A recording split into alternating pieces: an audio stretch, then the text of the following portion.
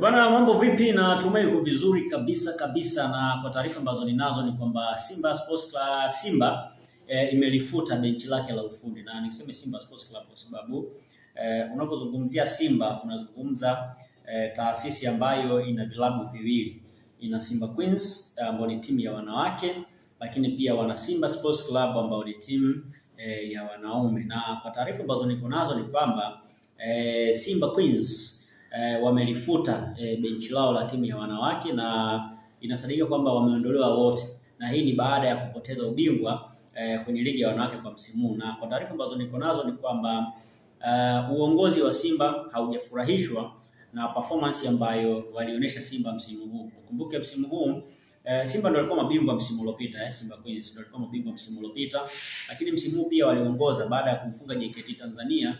Walikuja kaongoza ligi kwa tofauti ya alama 2, lakini wakaja kufanya makosa kwenye mchezo dhidi ya Mashujaa na kwenye mchezo dhidi ya Mashujaa wakaja kupata sare, na baada ya kupata sare ya magoli 2-2 JKT akaenda kumfunga Yanga Princess, na baada ya JKT kuja kumfunga Yanga Princess akaenda kulevel alama, kwa maana ya kwamba kwenye gap ya alama 2 kujumlisha alama 1 ambayo alipata kwenye sare dhidi ya mchezo wa Mashujaa zikani alama 3.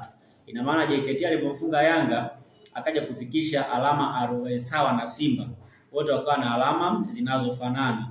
Tofauti yao ikawa ni magoli ya kufunga na kufungwa, on which JKT kwa msimu huu kwenye ligi ya wanawake walikuwa wamefunga mabao mengi zaidi kuliko timu nyingine yoyote kwenye ligi ya wanawake. Kwa hiyo ikawapa room ya wao kwenda kushinda taji la ligi ya wanawake kwa msimu 2024 2025, kitu ambacho kinaonekana hakijawafurahisha viongozi wa klabu ya Simba, na mwisho wa siku inasemekana kwamba wameamua kulifuta benchi lao lote la ufundi na kutafuta tena benchi lingine la ufundi ambalo litakuja kuanza na timu kwa msimu unaokuja. Kumbuke Simba Queens ni timu ambayo imefanya uwekezaji mkubwa sana kwenye ligi ya wanawake. Ni timu ambayo imefanya usajili mkubwa sana, ni timu ambayo imepambana kuhakikisha kila kitu kinaenda sawa, na wamepambana kuhakikisha kwamba wanaweza kutetea ubingwa ambao waliochukua msimu uliopita, lakini kwa bahati mbaya mambo akashindwa kuwa vizuri. Na kumbuke msimu uliopita Simba walikuwa mabingwa wa ligi ya wanawake, timu ikiwa chini ya Juma Mgunda pamoja na Musa Hassan Mgosi, na baadaye Mgunda aliondoka akaenda kujiunga na timu ya wanaume. Kwa hiyo Musa Hassan Mgosi akaenda kumaliza msimu, lakini walikuwa tayari ni mabingwa.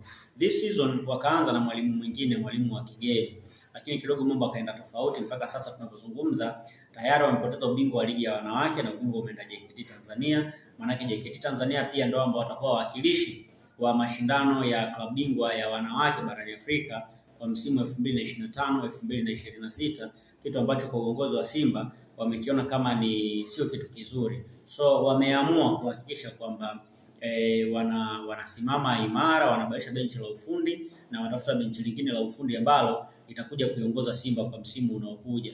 Simba Queens ni timu ambayo imefanya usajili mkubwa sana msimu huu, imeingiza wachezaji wengi wenye ubora wa hali ya juu, na wamejitahidi kufanya uwekezaji mkubwa sana ambao umewapa room ya kudominate soka la wanawake. Kumbuke pia Simba Queens ni timu ambayo inashikilia pia rekodi ya kuchukua ubingwa wa wanawake mara nyingi kwa mfululizo. Leo kuchukua mara 3 mfululizo, tofauti na timu zote ambazo zinashiriki ligi ya wanawake.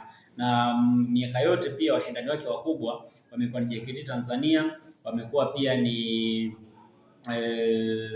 JKT kwa maana Fountain Gates, wamekuwa ni Yanga Princess, ingawa sio sana, lakini kwa sasa wanatafuta benchi lingine la ufundi ambao itakuja kuiongoza timu kwa msimu unaokuja.